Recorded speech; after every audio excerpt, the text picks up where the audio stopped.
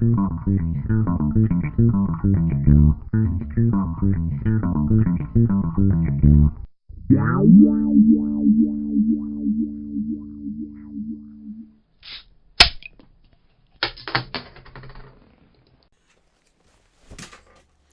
up, everybody? I'm Brian Wayne, and welcome to episode 30 of the Cheers to Comics podcast. This week, I'll be going over all of the books that were released on the 8th of May 2019, as well as talking about anything else relative to the world of comic books. So, full disclosure, there will be a bunch of language and all of the spoilers. So if you're cool with all that, grab yourself a beverage and let's talk comic books. First, we're going to talk about a little bit of news, and only a little bit. Marvel is putting out an issue 1000. 1000 what? I don't know. Well, it turns out Marvel just wants to play the 1000 game like DC as well, because we know that Action Comics and Detective did their 1000. So the way Marvel's getting away with it is by saying, well, it's just celebrating 80 years of Marvel. So we're just going to put out a single shot book, just Marvel number 1000. And I guess I'm okay with it. For all of you completionists out there, get your piggy banks all saved up, because I would guarantee there's at least 40 variants. That's just my speculation, but I would say there's going to be at least 40 variants of this book. Nothing has been released, but here's the deal. If you've been reading Marvel Comics, and I'm assuming you've been reading at least a little bit, all of these books have this very strange page where it's just this blue page, and you've got a creator's name, or a creator team. There might be two names on there. Random as fuck. Well, this 80-page spectacular is going to be 80 one-page stories done by 80 different creative teams. That's fucking huge. That's awesome. And I would bet that it's a $10 price tag on this book. Just 'cause 80 pages.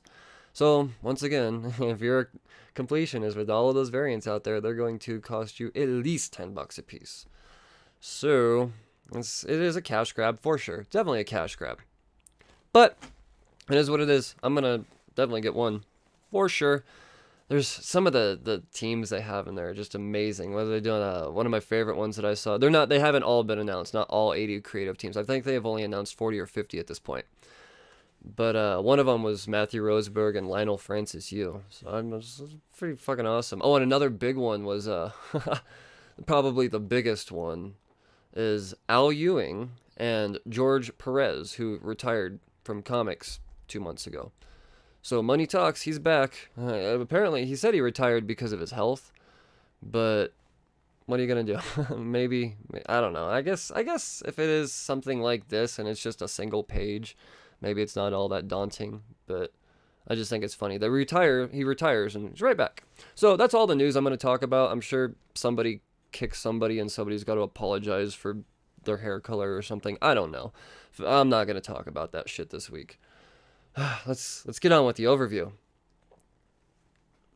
One of my most anticipated books of the week was Samurai Jack Lost Worlds. When the last run, by IDW, obviously, because they do all the great cartoon books. Most of them, at least. The last Samurai Jack that came out, I'm going to go ahead and say, not a fucking fan at all. My hopes were up to here, especially the fact that they launched it at the same time that they did the 10th season, or 9th season, the final season of Samurai Jack, bringing all of that back, putting the cartoon to a close. They're going to launch this book, and you open it up, and it in no way, shape, or form resembled Samurai Jack. It seems so promising. But, fact is, we got a Samurai Jack book. Lost Worlds, who did this? Paul Allure and Adam Bryce Thomas. I got the Gavin Fullerton variant cover, because that's the only choice I had. My LCS, they didn't stock it. It was only pre-order only. So, I don't know. Low demand in Denver. Maybe it's going to turn out to be an expensive book. Who knows? Maybe speculation talk. Financially. Who knows? Fuck it. The book. Let's talk about this book. What it comes down to really is we've got two different Jacks going on. One of them is actually a robot, and from a distance, Jack, or our Samurai Jack, he's full on fucking retired, and just picture like the Grinch looking over Whoville. That's kind of what he's doing, just not as Grinchy. And he realizes in the distance that there's a motherfucker named Samurai Jack going down there, being very Samurai Jacky. Well, Jack ain't having it, and puts on his sandals and a sword and heads down there. They're fighting each other, and you get this moment where one Jack cuts another Jack's head off, and man, this is good. This reminds me of Samurai Jack. The art is just a little different, but only because Samurai Jack in the cartoon is so groundbreaking with that artistic style and being zero line work. There's no line work in that, and you kind of it's really hard to do a comic book and make it visually pleasing without line work. It's just not. I don't know if it's a style that translates, but the fact is that Jack is back, and he's oh man, the way it ends, he goes down this little tunnel, and he sees this. He's just this. I guess you would call it a tomb of Jack's, and I would presume this is where all the other robot versions of himself are, and carrying on the story. That's where we're gonna get in issue number 2. I'm excited. I'm glad I wasn't let down. Thank you, Paul Allure, for writing a Samurai Jack story worthy of a Samurai Jack fan, and Adam Bryce Thomas drawing just the same. Let's move on to fucking Image. Another book I'm super hyped about, always hyped about, just gets better and better and better. Ice Cream Man number 12, W. Maxwell Prince, Martin Marazzo, and Chris O'Halloran, cover by Marazzo and O'Halloran.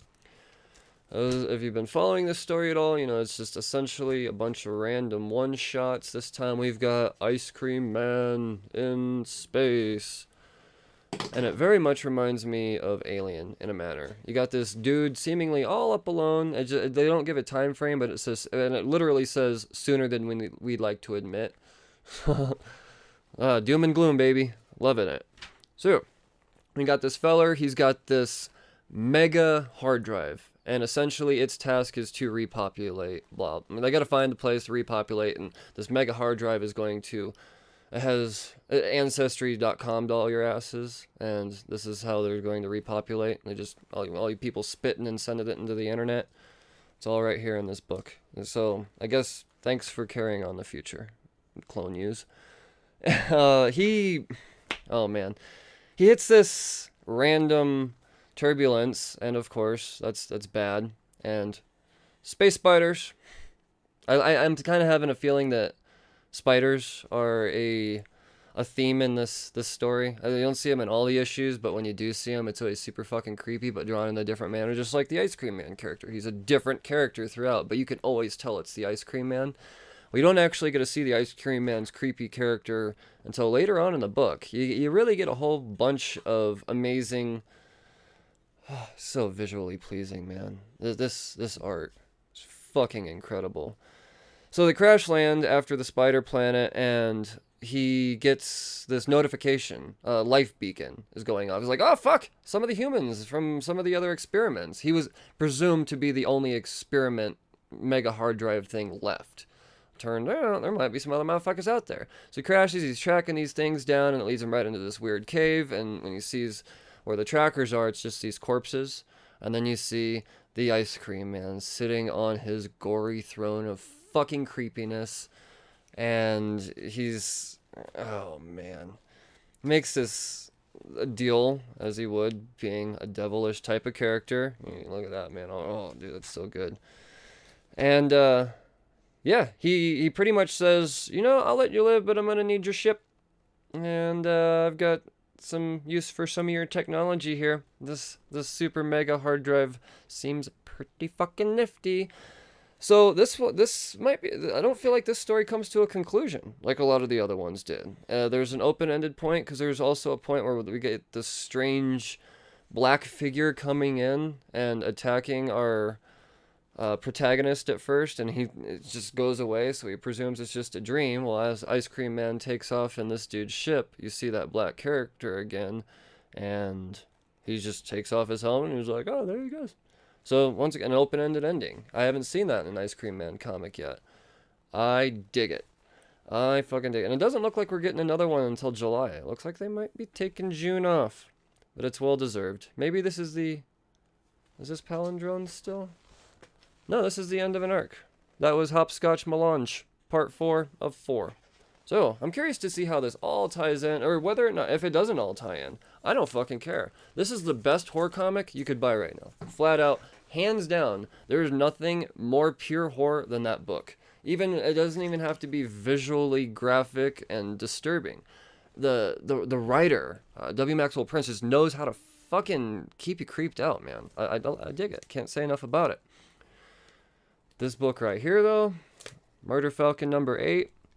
I was under the impression that this book would continue on until the end of time and end up being the longest running comic in the history of comics on account of it's the best comic to ever be made. Well, to my sad surprise, this book is done. 8 issues. Bam. Over. But with the way it went out, I'm okay with it. It's open-ended. It could come back, but it... oh, man. Daniel Warren Johnson and Mike Spicer have created a form of comic book I didn't think could ever exist. This consistent throughout the entire story. You get every fucking range of emotion. And you just open up this first page, and if you're not fucking blown away by that art, that is so much fucking detail. And that's the story. The CIA recruits Jake and his boys. Jake is still fucked up. He's in his wheelchair and all that. Okay, we gotta go to this island. You know, the CIA and the Air Force, they're no match for Magnum Chaos, whatever this thing is. But y'all's rock and roll seems to be doing the trick there, suckers. And it just so happens that I don't know, someone out in the East, the guys doing the Philharmonic Orchestra fucking shit up that we met a couple issues back, they're joining the cause, so they're going to fight with music. And you open up that second page, and that full page spread of the air tanker just loaded with every single speaker left on the planet. Holy fuck, you just know it's going to get epic, and it just gets more insane. Essentially, you're getting the final battle with Magnum Chaos. The CIA, they got all their teams fighting Magnum Chaos, trying to distract it while they get Murph and Jake into this island to blow the horn thinks is going to be the thing that destroys Magnum Chaos. Well, they do. It doesn't destroy them in the way they would imagine. Oh, man. And, Jake dies, bro. He fucking dies. And we get... Oh, man. Like I said, this emotion, it's so fucking rock and roll. But at the same time, it's... Holy fuck. And you realize, and you get the final dream sequence with him in the hospital and him, and actually this is brilliant. When he realizes that he's dead, we get it's very obviously Ronnie James Dio. That's very, very obvious. That's Dio. And he's guiding Jake through death. Follow me. And this is... I mean, the first appearance definitely says Dio. Oh man, it hit me, bro. Okay. Yeah. It hit me, and this wasn't the only book that hit me this week. I was gonna get emotional in this, but this is like endgame emotional this week in comics. But yeah, you see Jake saying goodbye to everybody. He's only allowed to say goodbye in their dreams. You know, Dio's like, well, he asked Dio. I'm gonna just call him fucking Dio because it's very obviously Dio. Long live. And he's like, well, can I say goodbye to him first? He's like, oh yeah, you'll get the chance, but in their dreams. And you get all of the bandmates from Bruticus gets their own individual dream sequence. And even at the end, they throw in a moment of comedy. It's he goes to see Murph in his dreams, and he just turns around. He's like, oh fuck, Murph's standing right there. He's like, oh no, bro, I'm going with you. I'm like, oh, this could continue. But then you read the next page, like the thank you. This has been a great run. This story's over, bros. Got shit to do. Sorry. I don't... They left it open for sure. It might be 5 years before we get another volume. The fact is, I don't think there's been a better 8-issue story ever told in the history of comics. I'm probably biased because I love me some metal. But that book is fucking metal. That book... Everything Thank you so much, Daniel Warren Johnson and Mike Spicer. That was brilliant. It's not over with the metal and the goofiness and the rock and roll. Sorry, I just threw my pen at my producer. That's what that noise was. Metal Shark Bruh, #1 from Scout Comics. On the board with Scout Comics, Walter Ostile, Bob France, Kevin Knuff, and Chase Pangburn. So, when you see this cover and you hear a title like Metal Shark Bro, you think this is going to be Murder Falcon goofy. If you haven't read Murder Falcon, you would think it'd be in the same realm. I might still get my Murder Falcon fix on a different level, but just not by no means in the emotional status that fucking Murder Falcon is. I don't think this book, Metal Shark Bro, will ever make me tear up. But this book is not for everyone. Once again, this is a book my LCS did not stock on the shelf. They're like, oh, I don't know, we don't need little kids flipping through this. So we get this band. They just made a deal with the devil. They're on this yacht. They are stoked, bro. And one of the bandmates, being a dumbass, accidentally throws one of his other bandmates overboard. Whoops! Gets eaten by a fucking shark. Well, you can only imagine where it's going from here. Sharks swimming, and who else would show up in this scenario but Beelzebub. That's his name, Beelzebub. Satan's nephew. And apparently his job is to go around collecting on Satan's debts after people have lived their lives. Well, keep in mind, this band member that was just eaten by a shark just sold his soul to the devil. Had not had time to lay down anything proper. So Beelzebub shows up to the shark. This is just a regular ass shark. And he's like, so we kind of needed that guy. So bam, you're a shark person now. You gotta do everything that this band was gonna do. And you shall play the most shark metalist metal of all time. And you have to take out all the people on this list if you want to ever be a person again, because I got some fucking goddamn devil pussy to slay. And that's what's going on here. Meanwhile, Ninja Nuns, just gonna throw that in there real quick. Back at the ranch, Metal Shark Bro is climbing this mountain, checking motherfuckers off the list, and wizard battle. Metal Shark Bro's like, oh, you're a fucking wizard? Can you change me back? And Wizard's like, no, I'm not gonna do that. Wizard battle! And they fight, and fucking, then you see this goddamn devil goat, and even Metal Shark Bro's like, bro, that's fucking metal. Oh my god, it's so this is as goofy as you could possibly want this comic to be, based off a title called Metal Shark Bro. Christians beware. You ain't gonna like this one. Not for everybody. Scouts Comics. Fucking good job. Indie Comics. Man. Oh, I will say one thing about this book. There will not be an issue 2. Because from here on out, it is only going to be told in volumes. So what Metal Shark Bro is doing, they're going to give out sell a single issue.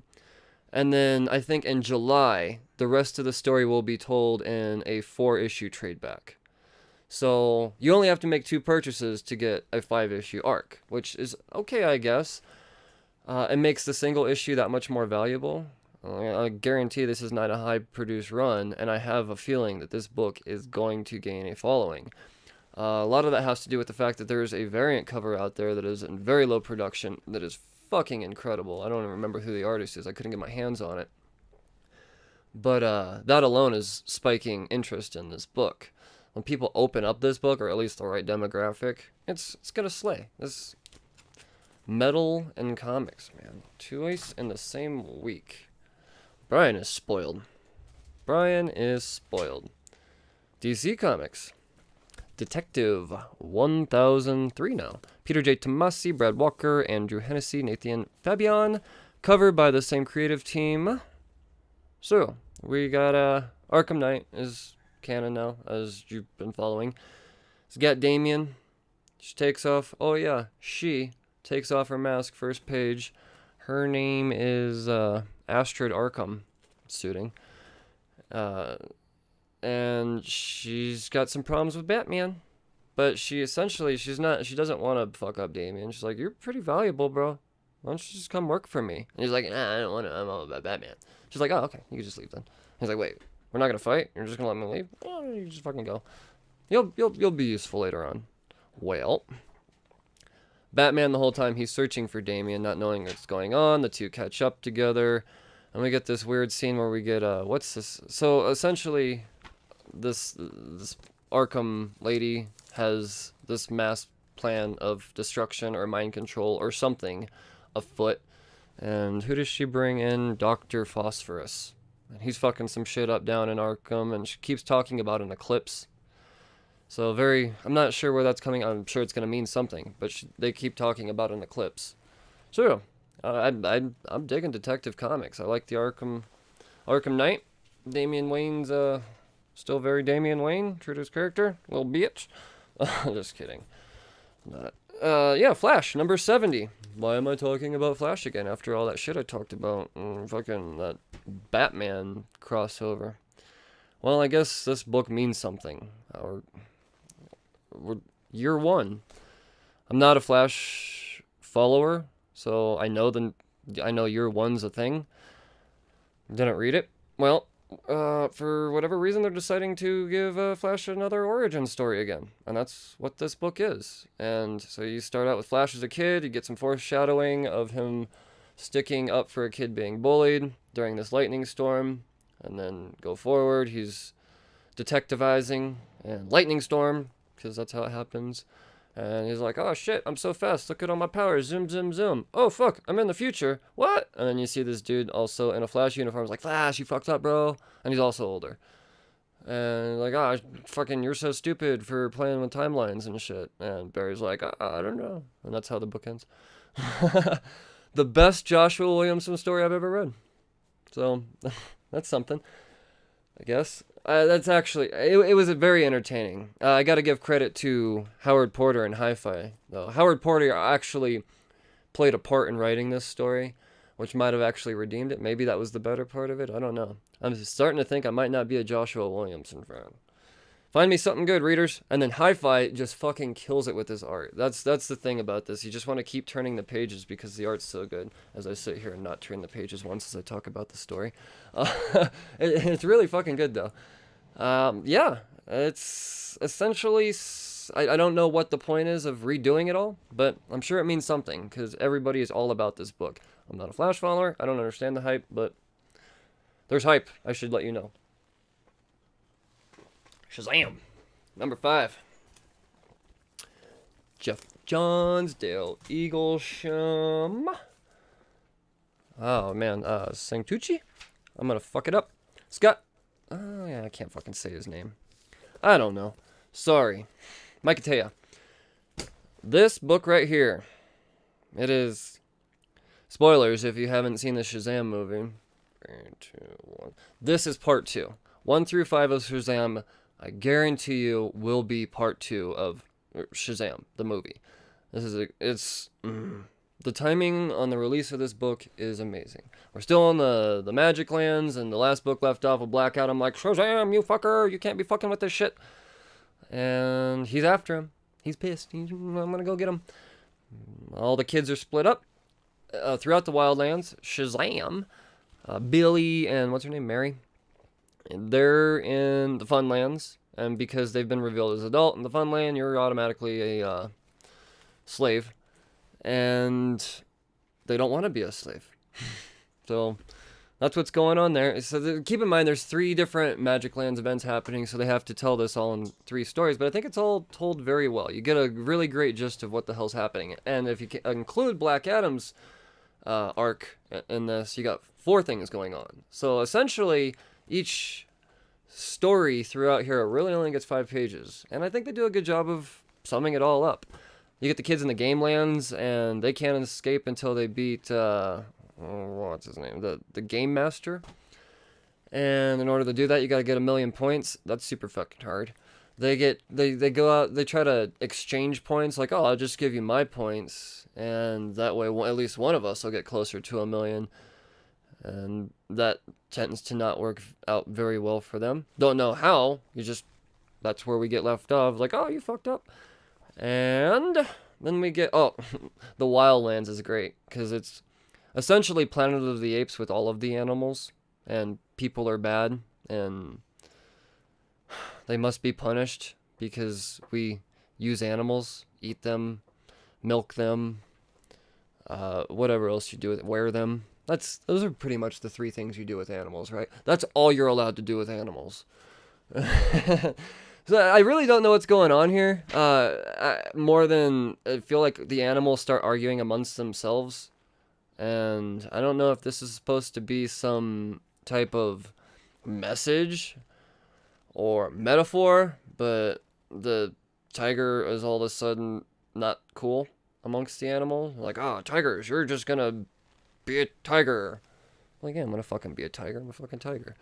And so I'm not doing justice by explaining the interesting part of it all. There's a lot going on. It's fun. It's a fun read. It's well written. Then you get Black Adam. He's back at the end of the book. So I'm in the beginning. You see what the kids are doing. Black Adam, I'm gonna get you, Shazam. You can't be fucking with shit. And then bam, Dr. Svaka is like, you gotta work for Mr. Mind. And yeah, you're gonna do that, or pay the price. And Black Adam's like, I'll pay the price. The end. I love it. This is such a great. I didn't think I'd be reading the 5th issue of Shazam, to be honest. I thought I was gonna pick up issue 1 and be like, oh cool, I've got a Shazam comic now.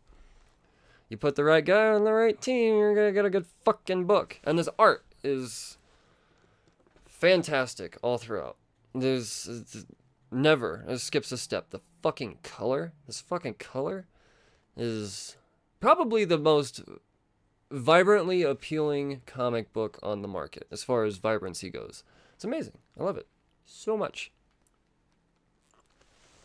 More Batman, because there's no such thing as too much Batman, except for this book, because we don't need it. But I'm sure there's going to be an appeal to it, because it's a DC #1. I feel obligated to talk about it. The book is fine. I just don't get the point of it. And actually, it kind of pissed off the creator of Black Adam. And I can't quote him, because on account of, I'm not allowed to say a couple of words. He's mad. He's really, really mad what the writers did to Black Adam. I don't see it, but it is what it is. Essentially, for lack of better words, Batman makes him his bitch.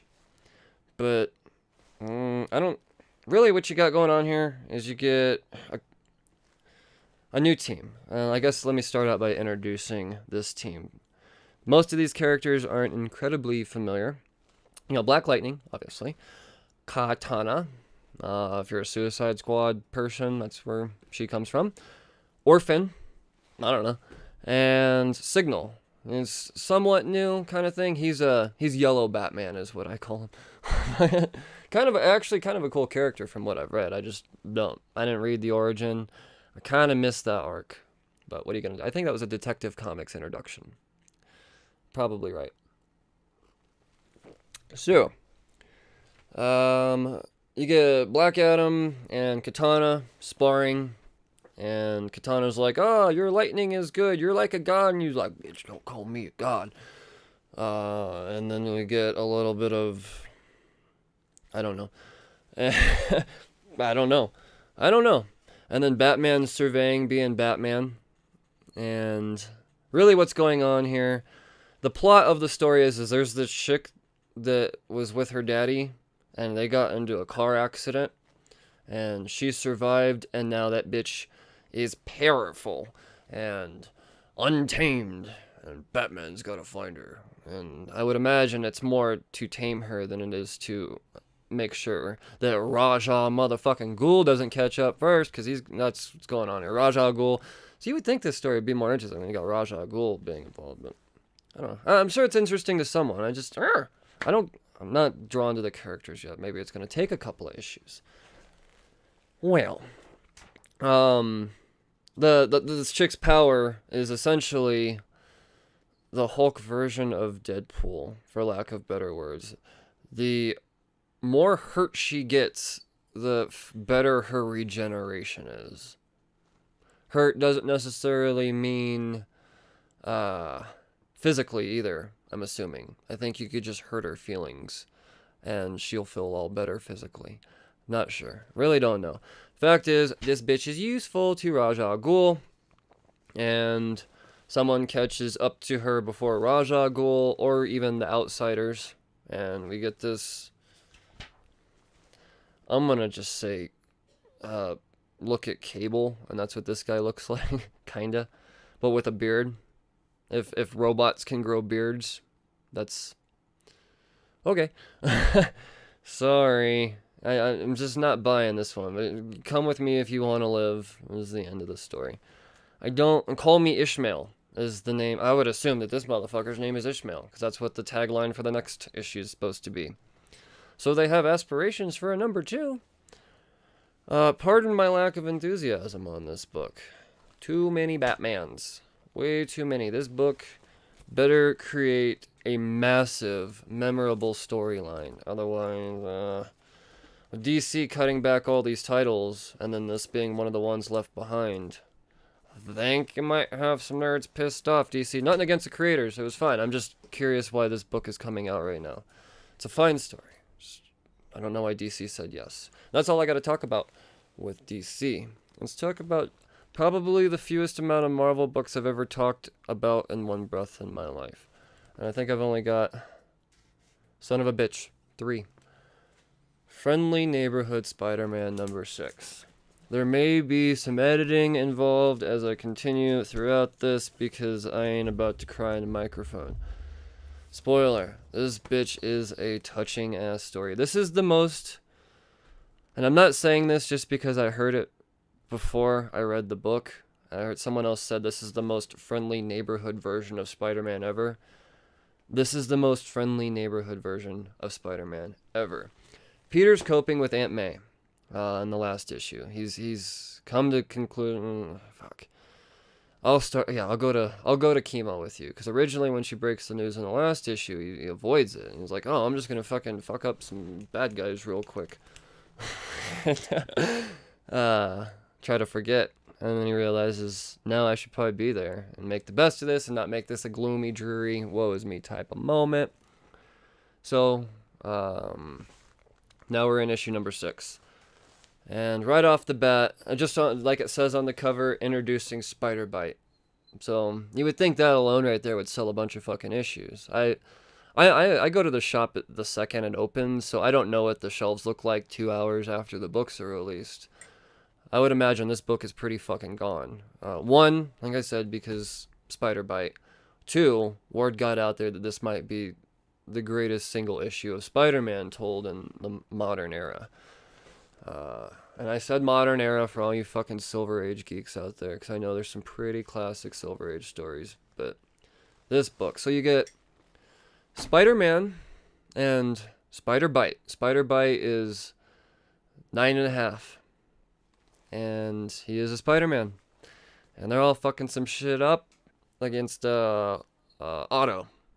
And as soon as you see this, you're like, okay, Otto's in this? What's going on? So we got Superior Spider-Man. Otto's not a thing anymore. And that was my first indication that something is afoot here. This is just way too, like, bam, this is everything. But when you get all to the end, it all makes sense. So, you got Spider Bite and Spider-Man fucking shit up, and there's moments of comedy that are just great. Even my producer, when he went through and read this book, he particularly pointed out one where Spider-Man, he's got this big piece of metal on him, and he's trying to lift it up, and he's like, And what was it like? I said, He goes, huh? I said, huh?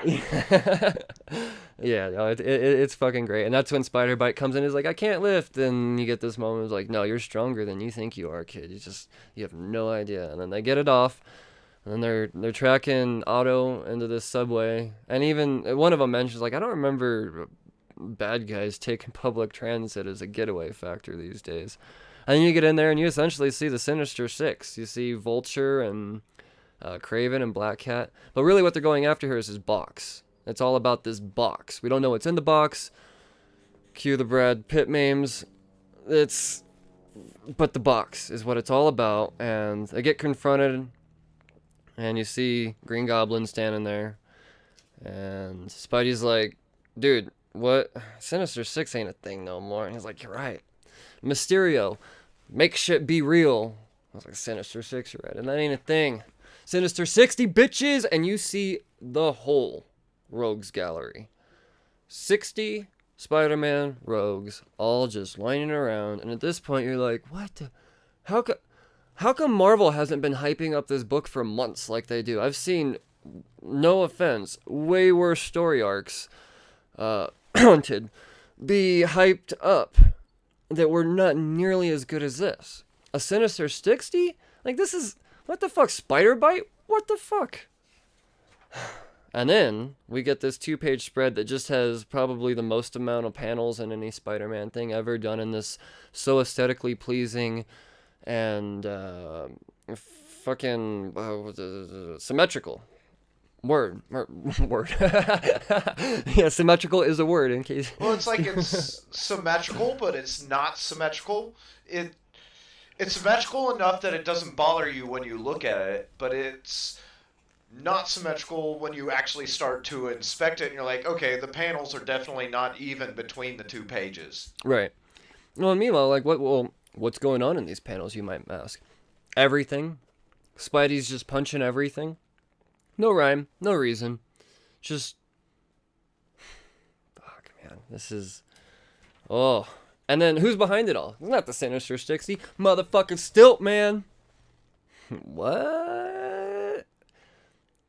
Yes, motherfucking Stilt Man. He got the box now. Now he's stilting through town, and they comment, I don't remember him ever being this tall. And then they get the box, and then the two of them are sitting on the ledge in New York City. And they kind of explain, they talk, the Stilt Man, and they start talking about Stilt Man just a little bit more. You realize, okay, something is, well, there's something is going on that's a part of the imagination. I don't know if this is some more Mysterio shit going on or what. I have no idea. And that's just, that whole thing is just, I can't tell you everything. You need to go out and buy, if you could find it, go out and read this fucking book.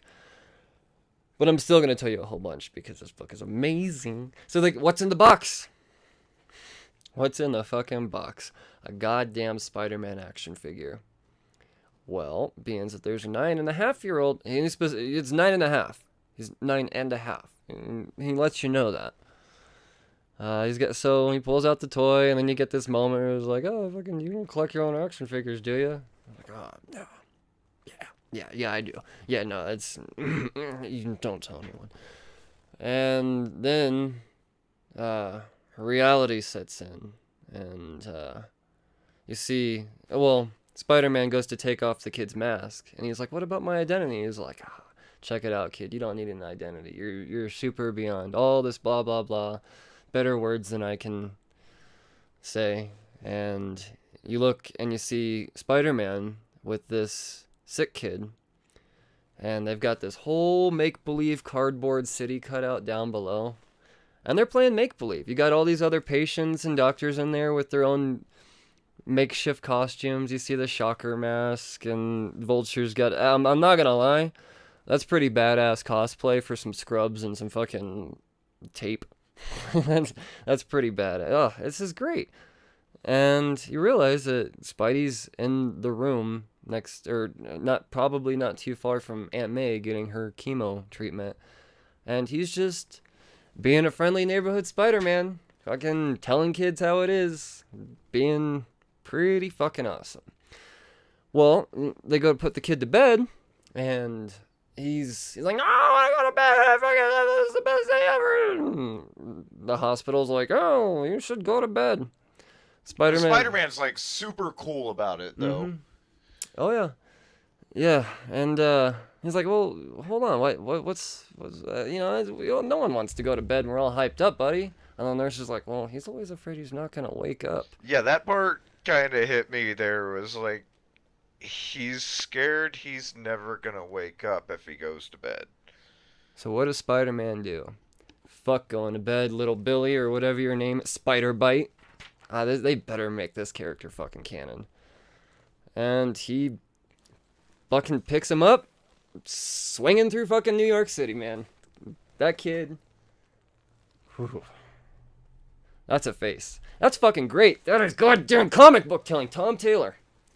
Tom Taylor and the art, fuck, is just as good. Juan Cabal, Adam Woodard. Cover Andrew C. Robinson.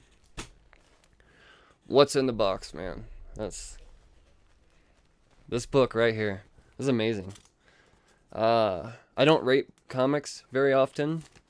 This is a 12 out of 11 and a half book. It's fucking great. You can't read a better book. Well, you spent more than half. I mean, you spent more than double the time you spent on any other comic talking about that one.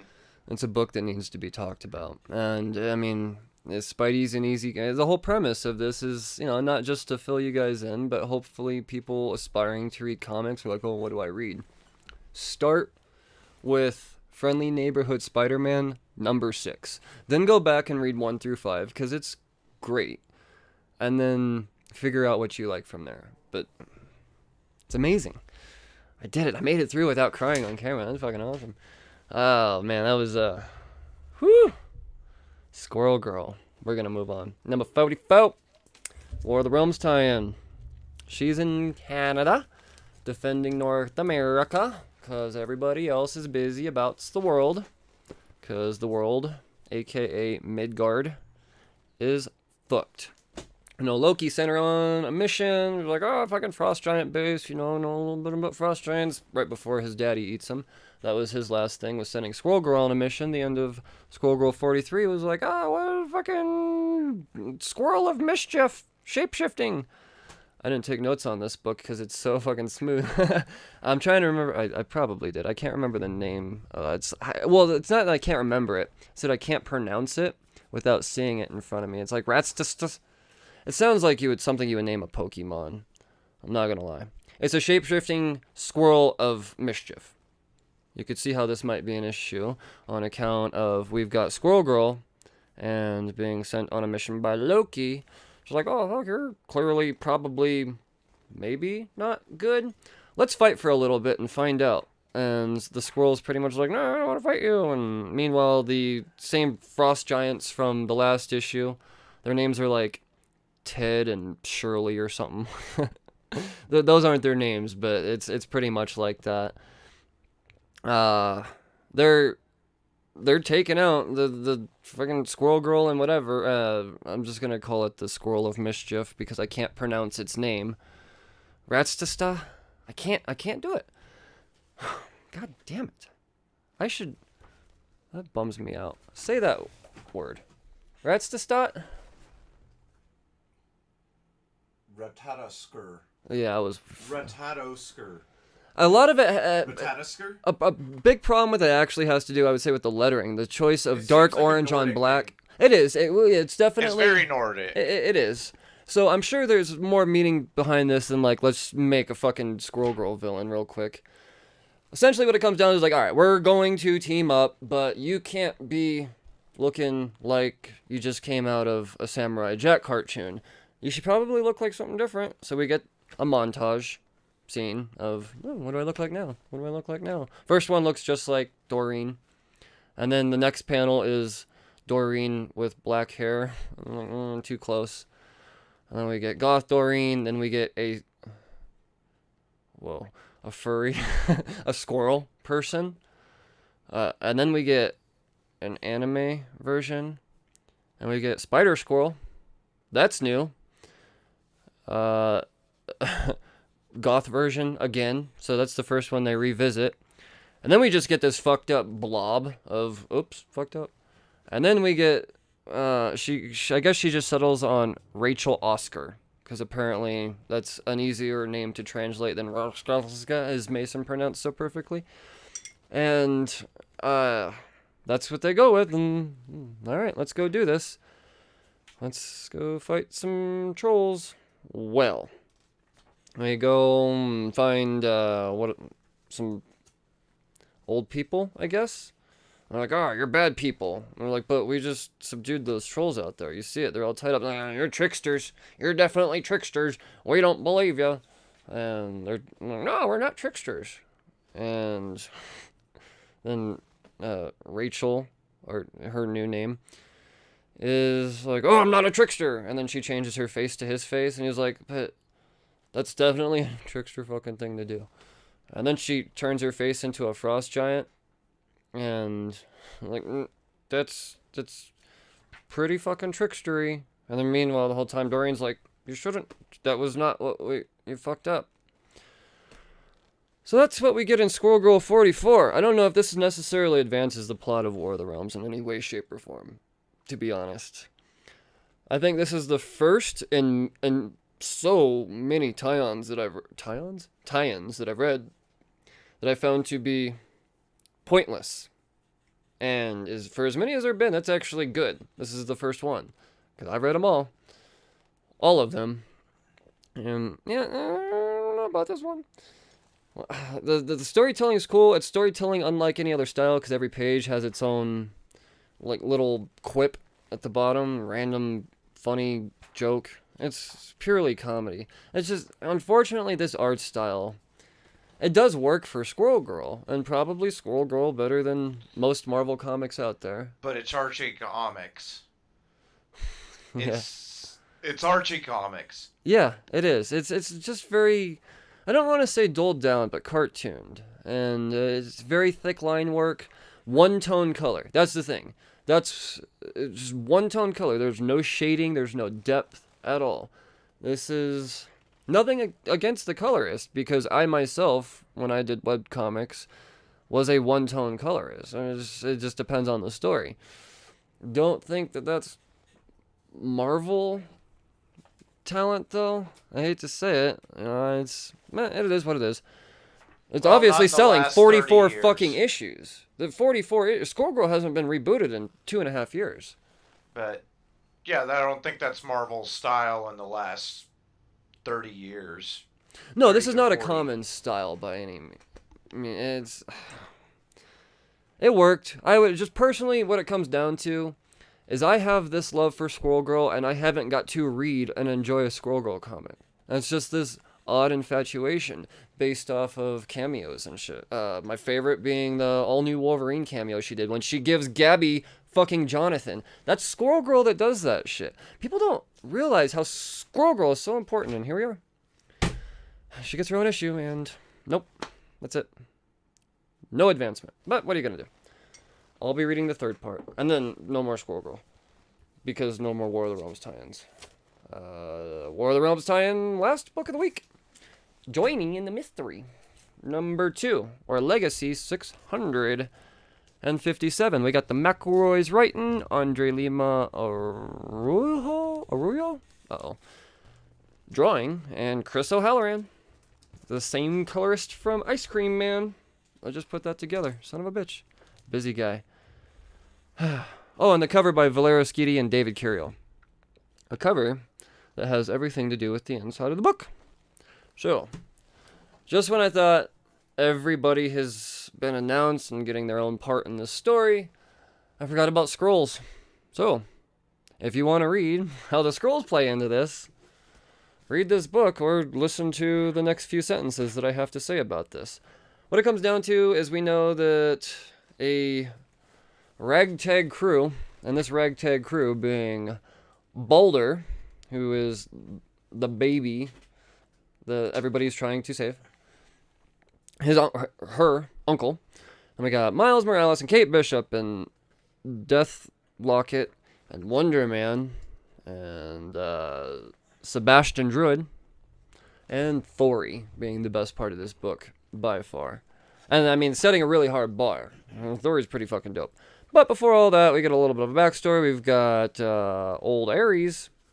He's in this too. Not necessarily a bad guy, though. He's trying to fight the Queen of Cinders. And he's like, oh, you're fucking bad. And Queen of Cinders is like, no, you're going to be bad too. And they're like, oh, I got to go get the baby. Let's go get the baby. And that's when you realize, oh, this is who's chasing this team that was introduced in this last book. Fucking Ares and Queen of Cinder. So we really don't get much more of them throughout. Then we go to this team. They're all in this RV. And it's, a bunch of goofy characters interacting in a way that you would imagine. And they get to an RV park. I'm like, oh, this is fucking great. And you get these two creepy old people. I'm like, oh, fucking cool. Hang out with us. We're, yeah. And you see a moment where someone's clearly keeping a secret. And scrolls. Story is babysitting. What was the fucking baby's name? Lausa. And Thori, not babysitter. What was that? There's scrolls outside. All these motherfucking old people in this trailer park are a bunch of scrolls, and they're pretty scrolly, I guess. They're, check, wipe them out. We don't like you. And this is where the book gets goofy. Somebody comes out and the baby like, oh, you're waking the fucking baby up. And the scrolls are like, oh, baby, Gucci, Gucci, Goo. Scroll's not mad anymore. That's the book. Fun story. I don't know what this I don't feel like this baby made any progress at all. This was really just a book to be like, oh yeah, scrolls. I'm okay with that because at this point, I'm challenging Jason Aaron to bring in everybody. At this point, if Madcap and fucking Slapstick don't at least get a little bit of a cameo through 2 months more of issues of War of the Realms, then I'm going to call this entire event a complete failure. Because if you're going to put everybody in this and not put those motherfuckers in here, like we need to see Man-Thing still. We got a bunch of people we still need to see, but just the scrolls I actually weren't expecting. I actually am praising this book. It's a fun book. The dialogue is great. Thori's amazing. One of the best animal characters out there. And yeah, I'm including Lockjaw. You fucking Lockjaw nerds. Lockjaw's dope too. Thori, doper. And then the best part about this is the tease at the end. The assurance that I'm obviously, I mean, besides the obligation that I have to you guys, and I'm a man of my word, about continuing the War of the Realms, Moon Knight, Ghost Cowboy, something fucking is going to be in Journey into Mystery 3 in 2 weeks. Moon Knight. He's getting a spot chill. Journey into Mystery might be the book where we get all of the weird shit. I wouldn't be surprised if Journey into the Mystery wouldn't. I mean, I really just want to see Slapstick again. Slapstick is... He's used less often than Howard the Duck as a fun character. So fucking underrated. Marvel. Slapstick. Alright. That's all I got for overviews. That was super quick and fast, huh? Wow. So, creator submission then, huh? There is a creator submission. Yeah. Remember, when way back, I think the second ever creator submission we had, we did the Smyths by Doug McDougall? Doug. Doug, that's what he just goes by. We need to get that up on here. Do we need to bring it up? Yeah. Okay. Yeah. Do you actually want to... No, I just want it for my reference. Okay. Yeah, here, I want to see the thing. So, yeah, no, it's, the first issue was setting up something that we weren't, it was interesting for sure. The fact is that it made me laugh all throughout, and I can never praise a comic enough. To me, a comic can never be too funny. I'm fine with that. And comic books, I'm fine with that. We were getting to know the Smyths family. Well, now we get issue number 2, which is out, I think, last week, 2 weeks ago? The week before? I'm not sure. Or not long ago. The fact I've been waiting for it to be out there a little bit more so I could talk about it a little bit better.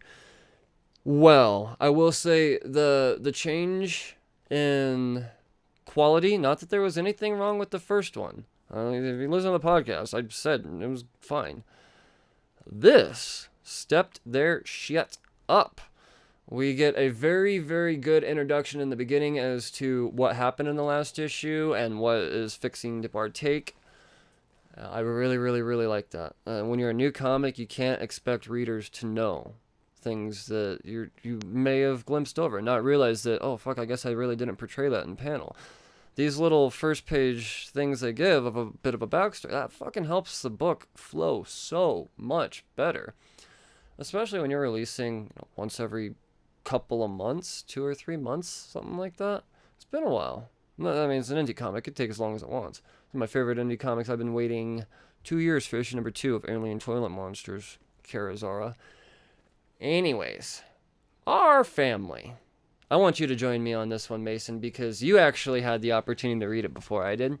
And your enthusiasm as you were reading it was very, very, very awesome. And yeah, what were your first impressions on this? Without giving any major. I mean, without giving major plot away, I get what you're saying. My first impressions really were, oh, this is kind of interesting. It seems like it'd be a really cool like children's Saturday morning cartoon, and then I started to read further, and that opinion started to change as blood starts flowing. Yeah.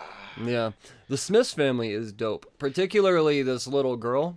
Oh yeah, well the whole thing is like it's very familiar characters is what I'll say. Every character feels very familiar, but it's a new take on them in a different way. Yeah, it's a new take on a familiar concept. Like the girl definitely feels like a female version and more badass version of like Dexter. You know, if Dexter's parents were aware of his intelligence and just let him do what he wanted, and they're like, no, you could totally help the family with all the stuff you know. Right. Yeah, and essentially what we're getting here is the development of this team. Originally, you're thinking it was a superhero book, but this is maybe not even an anti-hero as far as these guys are just pissed and they're villains now. And, I don't even think they're villains. Well, I think it's getting to that point. I think in the first issue they give a blurb of saying as the story develops into this family become villains. So far as it appears to me, it doesn't appear like they're villains. It appears like the people who are chasing them right now or trying to, pressure them are, a corrupt arm of the government. And what are you going to... It's like, what are you going to do when you're labeled a terrorist even though you're not the person in the wrong? Yeah, no, that's a good point. It is all just a matter of perspective, Very much like how half of the Marvel universe became during Civil War. Yeah. Yeah. So, it was... Man, I am highly impressed. I definitely was too, and like I said, it really is just the art style that originally kind of gave off the children's cartoon feel, and then you're like, psych. Oh. And then that end. The ending. Oh dear God! Completely unexpected. I mean, I have to give them a physical clap on that. That was. It's deserved. It was very well done. I definitely enjoyed the full last page. Just the delivery was perfect. Yeah, and this is I want to give proper shout-outs to the creative team. So it is words by Doug. I'm gonna ramble this off as it's on page, just so you get a better feel of how the creators want you to perceive them. So it's words by Drugs. Sorry, maybe not. It's good enough to be.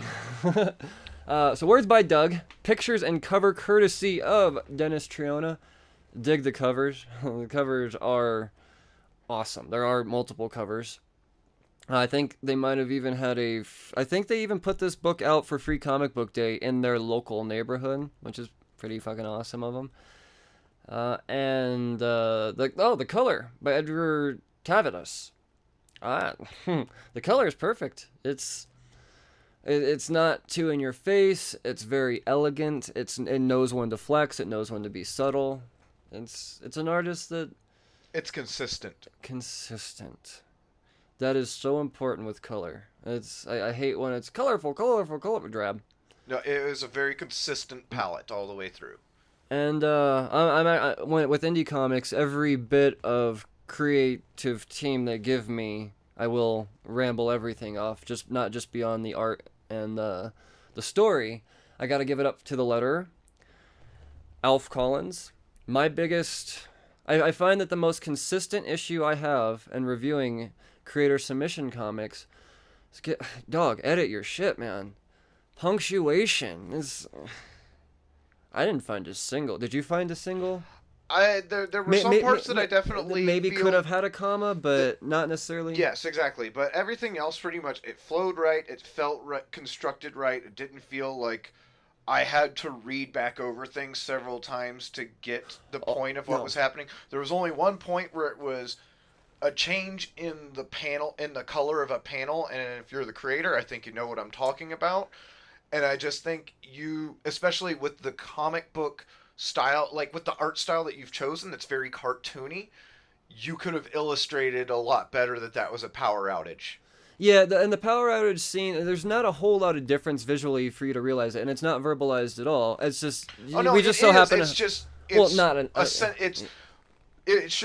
you're going to verbalize it in the first sentence instead of 3 sentences later. Right. It's just possibly verbalized But I wouldn't have even worried about the verbalization if you had taken advantage of how cartoony the style is that you're doing. You could have taken that moment to right there, just kind of go Scooby-Doo for a moment. Lights are completely black. All you see is the eyes. And honestly, I would have been perfectly fine with this. But at the same time, I do still respect the artist. No, absolutely. I want to draw in the dark.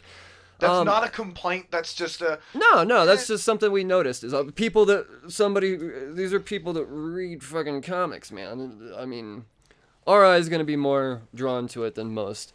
Probably 97% of the readers out there would have breezed right by that. So I don't want anybody... I mean, none of you creators taking any offense or anything like that. I will say that maybe the color artist could have just put just a slightly darker gray tone over that. And it would have maybe...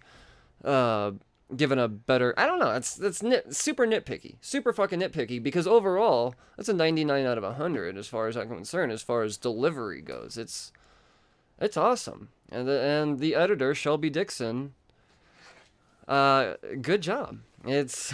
Good jobs all around. Yeah, very much so. Editing's tough.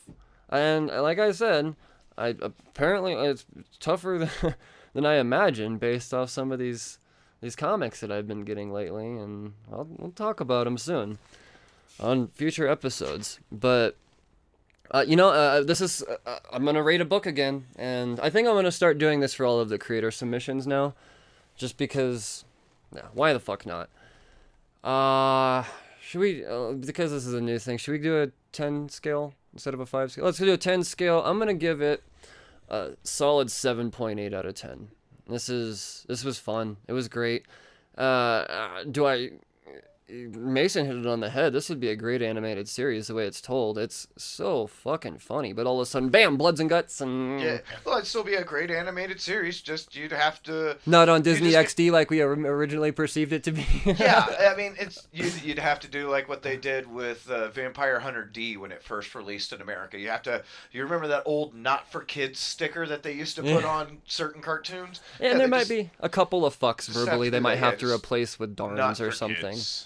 But, I mean, because there is language in this book, and there's actually a moment that you particularly pointed out. I'm not going to say what they're saying fuck about, but you see this moment where the dude's like, oh, fuck. It's just the way his eyebrows are arched, and that you're not showing the lower half of his face. It's just the eyes, eyebrows, and hair.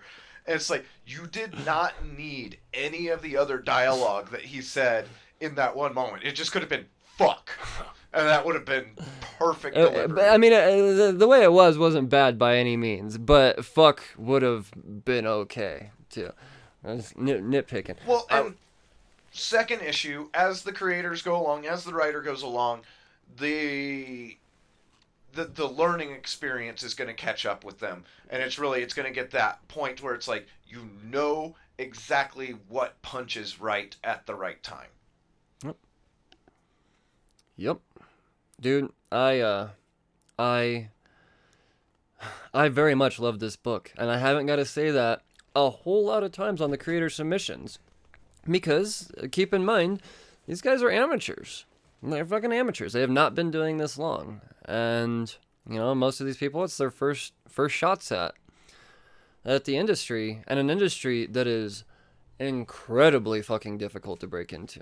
So, well, because it's already flooded. It is, and unfortunately, when it comes to indie creators, the hardest part about making a comic is putting in the work. It's not, and that's what it comes down to. Is as long as you put in the work, it'll get published. It doesn't matter what the quality is, because you self-publish now. And, it's true. And that's what webcomics are for now. Unfortunately, if the majority of the world were artists, we'd all be fucked. So. What it comes down to, the final point I want to make is that with all of the this one's seeping through. The fact that, boom, that's what it comes down. This one's seeping through the crack. You got to go out and read the Smyths. It's flooded with shit. It's great. This one's a good one. Do it. Smyths. Number 2. I'm going to ask Doug when 3 comes out. Probably going to get an interview soon. There you go. So, yeah, I did talk to him about that. Now that I finally got to talk. Guys, that is officially the overviews of the week. Let's talk about the shit that didn't quite make the list. And I use the term shit loosely this week. Sorry. They can't all be winners. At least, not necessarily bad. I won't say that none of these books are bad. Just not all of them deserved an entire issue. They were just quick to the point. Oh, this is what you're trying to get across. You probably could have just said that in a fucking word. Batman Who Laughs. Snyder, Jock, Barone. Remember when this was a 6-issue miniseries? Well, now it's a 7-issue miniseries because they're going to use that 7th issue to push the ongoing Batman Who Laughs something. Volume 3 already. I wish they'd just keep it going. But yeah, so now it's 7 issues, and they say it's because they want to push this new series and use the 7th issue to do that. I would contend that's because they wasted the 5th issue by just giving us a whole bunch of gobbledygook. Jim Gordon finds Batman, Jim Gordon, Batman Who Laughs shows up in hologram version, makes Bruce Wayne push button. But I don't know, man. I found it very anticlimactic. I'm sorry. I was loving it until that, and I'm still gonna finish it. I'll read the last 2 issues now. I was hoping only one more, considering they're $5 a fucking piece. Thank ya. Conan, number 6. Jason Aaron, Mohammed Arshar, Matthew Wilson. I only didn't read this book because I was pressed for time. I'm very, very, very, very, very much loving Conan, and I would automatically assume that I love this issue, and I'm just going to go ahead and say you should probably get it too, because this book has not failed yet. Conan, number 6. Alien Resistance from Dark Curse, number 4. This is something that I'm not overviewing. I'm going to be reading in bulk. Now that we're at 4, I'll probably go through and read these 4, see where it goes from there. I don't know if this is going to be a maxi series or what's going on, but anything involving xenomorphs, I gotta fucking open it up. Just these covers, man. These covers. It's amazing. Can you really make a xenomorph look bad? It's hard to make a xenomorph look bad, man. A War of the Realms book made the honorable mentions this week. New Agents of Atlas. There was a fuck ton of hype around this book. They're like, oh, they're introducing this character and this character and this character, and Wave's gonna be the shit because it's the first. I think she's a Filipino bisexual something. The first. I don't know. I have an issue with this book, and I'm going to tell you what the issue is. So the premise of this is the New Agents of Atlas, taking place in the War of the Realms, is all the continents are divided up. Well, there's got to be Asia's a continent. All of the heroes in Asia are Asian, I guess. So let's all just clump them together. But just all of the Asians, all of them, all of the kinds of Asians. And guess what? They make sure you know that. And I will say, for the first time in a long time, I felt disgusted reading a book. They literally label, and Marvel's known for giving they'll give a little text saying this is this character and this is this character, and they might tell them what their powers are. No, they straight up label them by fucking race and the type of Asian they are. So, with that being said, I stopped. It is a highly sought after book because apparently it's the first ever Asian. I mean, the teams, I guess it's okay. It's got some dudes we haven't seen in a while. We got Silk in there. That's a thing. Amadeus Cho, or I guess Braun now. I liked him better as Totally Awesome Hulk. I'm sorry. Even though it's the same writer writing him, I just realized it's fucking. Yeah. I don't like this labeling bullshit. For the first time in a while, I think the best word I can use is disgusted. Sorry, I know it's supposed to be purely positive. This book is going to piss off some people. The fact that I got pissed off, I'm surprised that's not in the news. I don't know how people aren't fucking flipping shops over this. It's something that is just completely unnecessary. 1000% unnecessary, man. Give me the character's name, give me their power. No, I don't care what part of fucking Asia you're from. I don't care.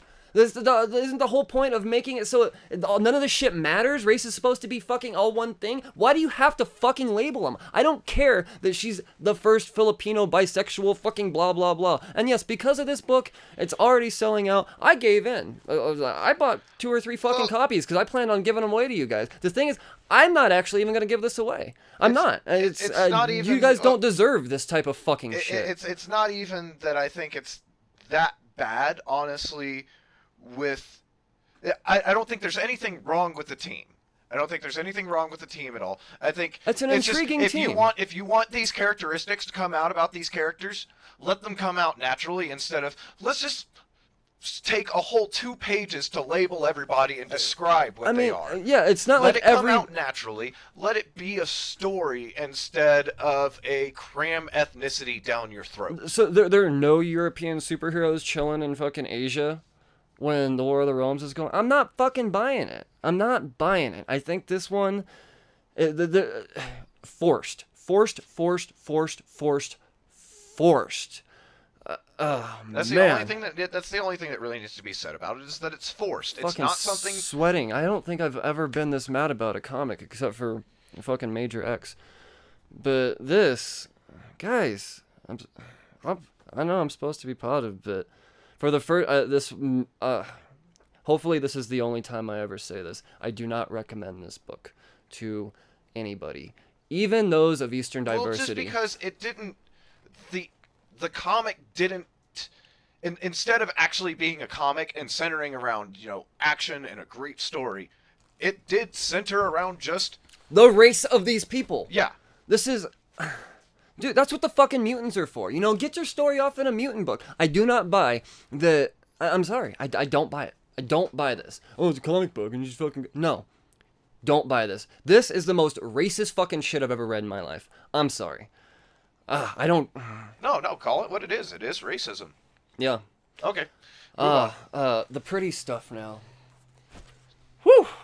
I don't... That went a little bit... I didn't expect that. I'm fucking sweating. Oh, dude, I bought me some Squirrel Girl this week. I don't know how I found this cover, because it's a hidden gem cover, I believe is what they're calling it. But this fucking Squirrel Girl variant is a pretty.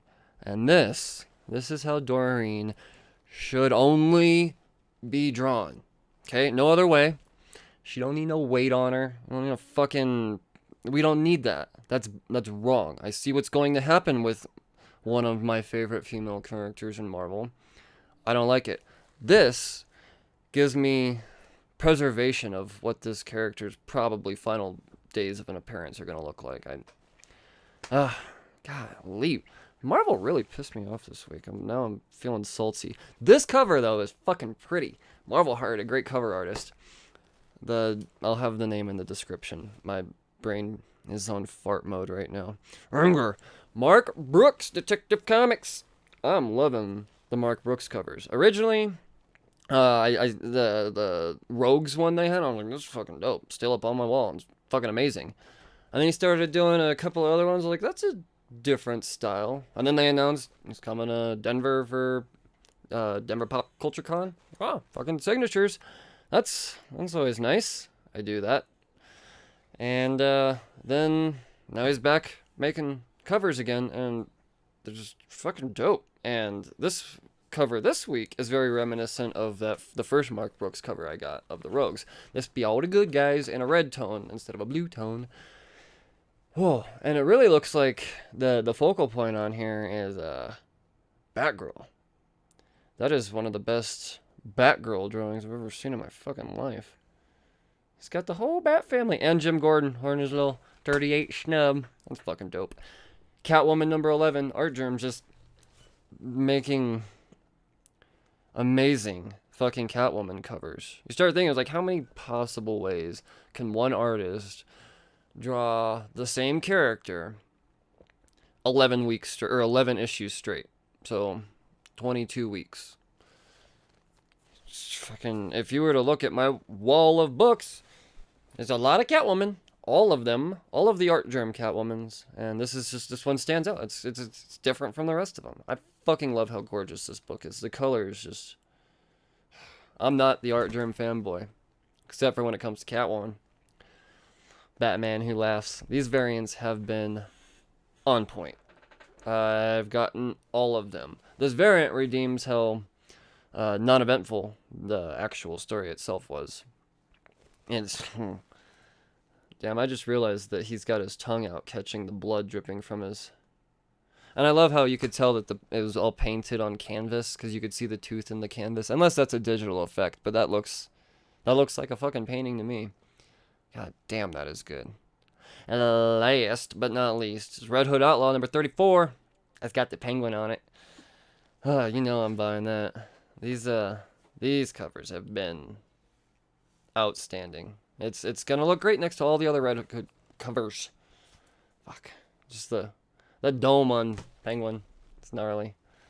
Sure gnarly. So, I guess we'll talk about the top picks now, huh? Let's talk about the top picks. Let's start with the cover. Oh, man. It's so hard. There's so many wall books this week. It's hard to say. I'm kind of the Squirrel Girl. I don't know. It's got to be the Mark Brooks, actually. Mark Brooks is going to look the best on my wall. I think that's going to be the best thing posted. So, cover of the week, Mark Brooks.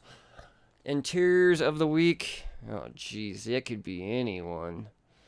I don't know. What do I got here? I got to go on fucking head. Oh, man. Duh. Murder Falcon. That attention to detail is something that you just don't see in comic books consistently, and Daniel Warren Johnson did that for 8 issues straight. And that just brings me to my overall, is Murder Falcon is the greatest comic book ever, and that book could not have ended in a better fashion. Absolutely incredible. 10 out of 10. For Murder Falcon, runner-up is, what was the fucking runner-up? What did I say? Well, I know there's a lot of shit that I was fucking super excited about. A Friendly Neighborhood Spider-Man, that's what it was. So good, man. So those are my personal favorites. I'm curious what your guys' favorites are. You guys can tell me all about it on the Twitters if you like. Sure. That's all I got for my personal favorites. Let's carry on to next week's hype. All of the not shit that I am personally excited for next week. Keep in mind, I'm only going to go over a small fraction of the books, because there be a many. Let's start out with Dark Horse. American Gods, Moment in the Storm, number 2, Neil Gaiman, P. Craig Russell, and a few others. This is Wednesday's Dead, Gather the Troops. Awesome fucking story. It is very much a Neil Gaiman story. I'm happy. And it comes at a perfect time, too, with the Showtime. Yeah, Showtime series. Back. So, you're going to read comics and watch... Man. American Gods is great. That's the point. DC Comics, American Carnage, number 7, Brian Hill, Leonardo Fernandez. I'm not reading American Carnage, but it is very highly acclaimed, from what I understand. Aquaman, number 48, Kelly Sue DeConnick and Victor Bogdanovich. I'm not reading Aquaman, but reminder. Batman, number 71, Tom King and Yannick Paquette. Nightmares Part 8 is what I'm going to call it. It's not, but it is. I hope I'm wrong. Justice League, number 24, James Tynion IV and Francis Manpool. Why is James Tynion IV writing this? Oh, we can't be out of Legion of Doom book already. We just had that 2 issues ago. I'm confused, DC. Keep Snyder on it. It was better. Lucifer, number 8. Dan Waters and Max Fuamara. Sebastian Fuamara as well. I'm loving Lucifer. It's not really a book I could talk about proper, because it's fucking Lucifer. More Neil Gaiman. But, what are you going to do? Naomi, number 5. Brian Michael Bendis, David F. Walker, and Jamal Campbell. Apparently, this is the fucking series I screwed up and not buying. I don't know anything about Naomi. Wonder Comics never appealed to me. This is what I get. Those copies of Naomi #1, I think, are going for almost $200 now. And the thing I saw on eBay sale, it's fucking crazy. Is it brand new? I don't get it. Sure, let me know what's up with this character, because I'm not going to take the time to find out myself. Nightwing #60, Dan Jurgens and Chris Mooneyham. Nightwing team is what's going on. Liking it. Superman #11, Brian Michael Bendis, Joe Prado, Ivan Reese. Superman is dope. What do we got here? Oh, yeah, more John in space, and now Roll Galzar is back in the mix. Remember Roll Galzar? So, yeah. Teen Titans, #30, Adam Glass, Bernard Chang. I'm not reading Teen Titans. There's just too many Titans and kiddos out there. Put it all in the Wonder comic. I'm confused is what it comes down to. That's what I'm overwhelmed with all of the Titans shit. Just give me a 1, or I don't know. That's all I got for DC. We do got a little bit of Dynamite with James Bond 007 #7. Not reading James Bond. I wish, and only because I didn't jump on #1 because I missed out. I would be, because the last James Bond book I read was dope. Transformers #5, Brian Buckley and Hal Hernandez and Cache Whitman. I'm liking this book. It's not the Transformers book I would expect. I said the last time this book was being hyped that I need more punching. We almost got some punching in the last one, so hopes are high. I do still like the character development that Transform. I'm actually somebody that is not able to recognize a Transformer out there unless it's maybe 3 of them that I could point out, and they're all 2 of the easiest ones, obviously, and then maybe Starscream. But because I've been reading these books, I can actually go through now and toy stores and be like, oh shit, that little Transformer, I know that one. That's fucking Quake or whatever. So it is doing a fine job of getting us in tune with who the Transformers are before the Transformers story really takes off. I understand why they're doing this bi-weekly, because with as dull, for lack of better words, as the story is, if you were to take a month between issues to tell this, I probably would have been canceled by now. So it's smart of them to go bi-weekly, but I think once the series really takes off and we start getting Megatron and Orion and all that shit fucking each other up, then they need to go to monthly. And otherwise, I understand the demand for Transformers, but get a lot. Image Comics, Farmhand #8, Rob Gilroy, Taylor Wells. Oh, man, I am loving Farmhand. Rob Guillory is amazing. And writing as well. Farmhand's dope. Fucking read Farmhand. Why are you not reading Farmhand? Gideon Falls #13, Jeff Lemire, Andrea Sorrentino, Dave Stewart.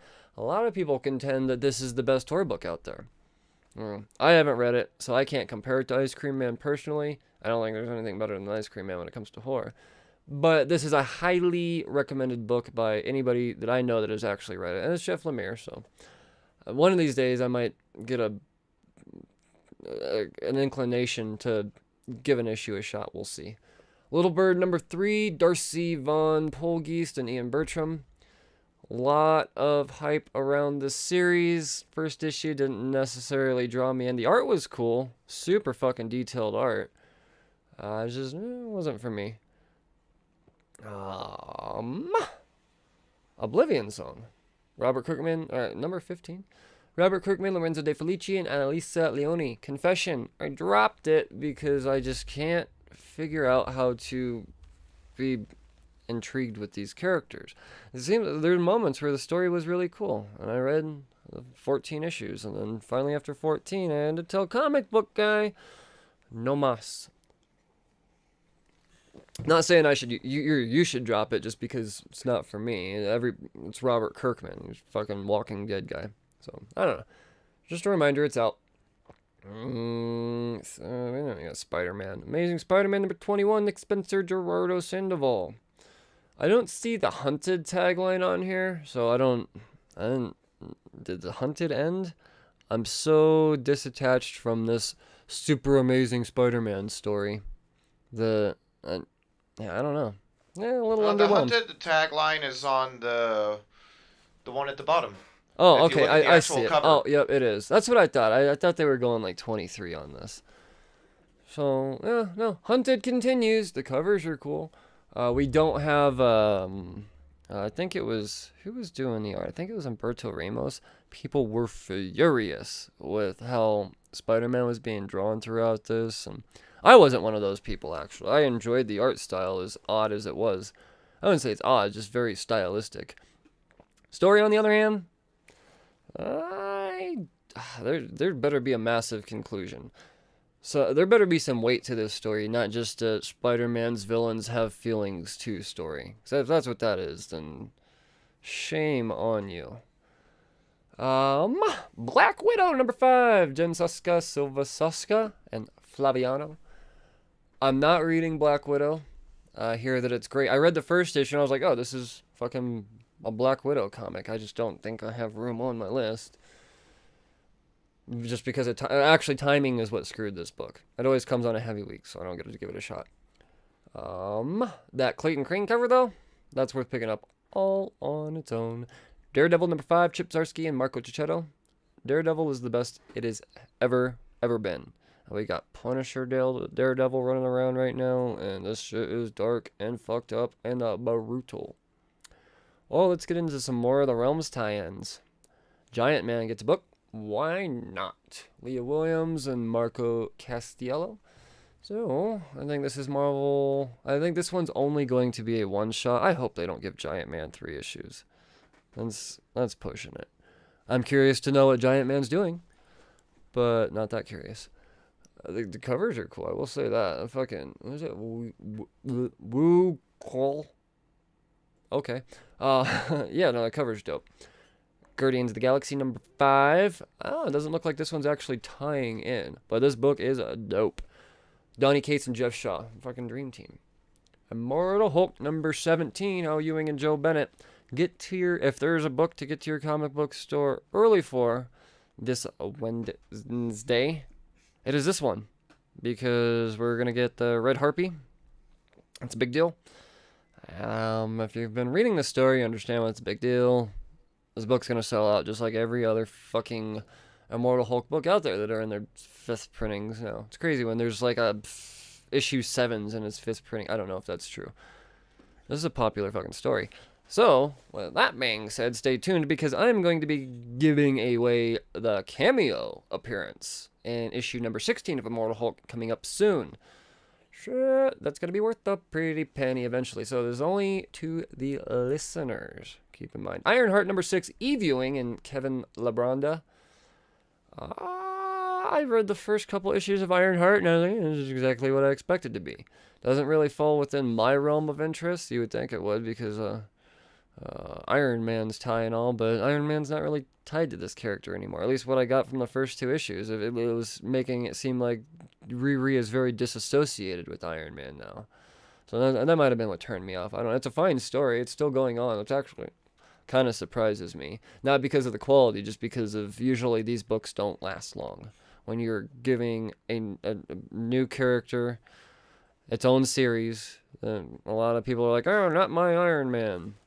It could fucking die quick. But it's still going. People are enjoying it. Marvel Tales Iron Man number 1. This is the only Marvel Tales book I'm buying on account of Iron Man. So it's a bunch of Stan Lee and Don Heck stories and a bunch of other. It's a various compilation. But Iron Man. Old Man Quill number 5, Ethan Sexton, Robert Gill. Old Man Quill has been awesome. I'm loving all of the crazy shit that Sachs is throwing into the story. You never know what cameo, who's still old is what it comes to. You never know. Oh, that one's good. Oh, Spider-Man Life Story number 3, Chip Zdarsky and Mark Bagley. The life story, it's Spider-Man ages properly through the decades. It started out with the 60s, and we got the 70s, and now we get the 2030s. Oh, that's the 80s, my bad. Obviously, it's the fucking 80s. I've been buying them. I haven't been reading them, because it's hard for me to want to make time for non-canon stories. It's just one of those times. I'm like, I fall on a bad week. But I know that it's Zdarsky writing, so I know the stories are going to be good. The 80s, on the other hand, I am going to read out of place because it's the 80s. Spider-Man would be in his 40s at this point, so, or late 30s, something like that. I like the idea of Spider-Man in his late 30s, early 40s, in the 80s. This is appealing to me. It's a lot more appealing than Spider-Man in his 20s and the 70s. Not that there's nothing wrong with that. This is the era that gets me the most. Plus the 80s rock. A whole heap of Star Wars books. Uncanny X-Men number 18, Matthew Rosenberg, Carlos Villa. Let's see what Matthew Rosenberg has to apologize for next. Fucking hope not. The Uncanny's dope. That's I mean, yes, the team taking over the new X-Men is obviously fucking all-star status. But I don't think that Rosenberg deserves to have his series canceled because it's hard-hitting. And he's killing everybody. Whether you like it or not, bitches. War of the Realms, number 4. Jason Aaron and Russell Dodderman. It continues. You already know what's going on. I don't know. Explain what the fuck's happening in War of the Realms. Oh, god damn it. Really? A number 4 gets all of those fucking variants? Too many variants. Because they're all so good. And last one I'm going to talk about is Mighty Morphin Power Rangers. Is it Mighty? No, it's Go-Go Power Rangers. I bet you it's number 20. I'm just trying to remember off the top of my head. Bloodborne comic? Was it? Did I miss something? Yeah, I think I just saw Bloodborne number comic 12. up there. Alice Cott, Peter Kowalski, and Brad Simpson. What's up with Bloodborne, man? We're gonna have to start reading that, or at least I am. Yeah? All right. Yeah. What's It's a great video game. Oh, it is a video. Okay, that's what it is. Right on. And then the cover art looks pretty fucking dope. Look at that. Oh, don't look at that. Yeah, that's pretty fucking cool, man. Bloodborne, number 12. And who was that? Sorry to distract you from you're your fine. Power Rangers. Oh, you're absolutely fine. I'm sure the Power Rangers will forgive me. That's what they do. What publisher is this, though? Is this, Boom? Is this under Independent? It might be Boom. I think we were floating around through Boom. Yeah, Boom. Titan Comics. There we go. I knew it wasn't Boom. Titan Comics. So, there we go. But, yeah, no, and the other one is Go-Go Power Rangers. And it's a good time to get on Go-Go, or jump on a Power Rangers title again, because apparently we're going to have another fucking crossover. Just last year, we got the first ever crossover with the Shattered Grid. Apparently, Boom was like, oh, we like selling comics like this. We're not used to selling comics like this. This went over well. Let's do it again. So, a little rushed, but I'm going to read it. I enjoy the original 5, I do. I don't know what the Space Rangers are, or the Time Rangers, or the Soul Rangers, or the, whatever the other Infinity Rangers are. I don't fucking know. Unfortunately, I just grew out of it. But I still love me some motherfucking Power Rangers. Sorry, that's Mighty Morphin Power Rangers. Well, is that it? That's it. That's all I got to hype. There's a billion other books. Go to your comic book store and fucking buy something. I'm tired of reading articles about another store closing, or people going to comic book stores for free comic book day and walking out with 5 free comics. And really, I mean, that's cool. If you're gonna, it's about the free comics. It's about getting into it. Support your fucking LCS though, because they're gonna start closing. Nobody wants to have to go directly through Diamond, or Mile High, or Midtown Comics. No one wants to do that. To me, one of the beautiful things about your LCS is you can go in and take a book off the shelf, flip through it, and like, oh, I guess I will get this. Because sometimes that's what it takes for me to be convinced. You save money doing it that way too. I don't know how many times I thought I was super stoked when I pick up a book, and then I open it and I was like, ooh, I wish I would have done that with the fucking last Samurai Jack. I probably wouldn't be as disappointed, because I read every goddamn page of that stupid. Not my Samurai Jack. Samurai Jack's back. That's you know what? That's gonna be the closing notes. Samurai Jack's back, bitches. Cheers. Thank you so much. You guys know where to find us. Blah blah blah blah blah. Peace.